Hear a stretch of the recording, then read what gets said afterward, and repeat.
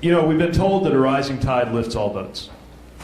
And this has been the kind of governing assumption for as long as I've been alive. It really started with the Reagan era. And what we've seen is that the rising tide rose, right? GDP went up, growth went up, productivity went up, big numbers went up. And most of our boats didn't budge. For 90% of Americans, you start the clock right around the time I'm born, income didn't move at all. So lower middle income, really almost all of us. And what we've learned is that that supply side idea that you just cut taxes, make the rich better off, and it will find its way to the rest of us, is wrong. And the Reagan neoliberal era is now over.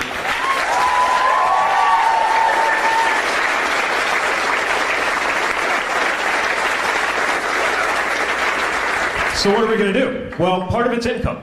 I mean, we think of exquisitely complicated policy contraptions to deal with the issues of our day. One of the issues of our day is people aren't getting paid enough and wages ought to be higher.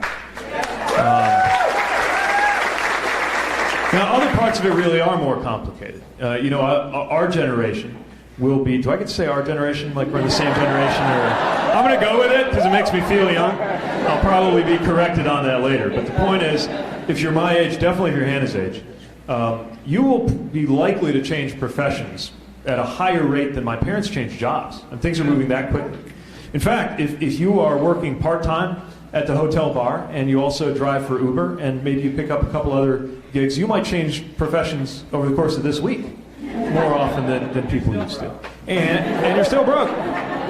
Partly because we have this benefit system that's designed around a lifelong relationship with a single employer and just doesn't work that way.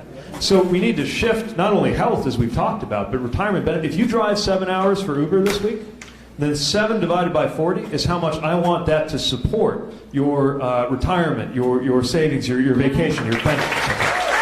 But we're not set up for that.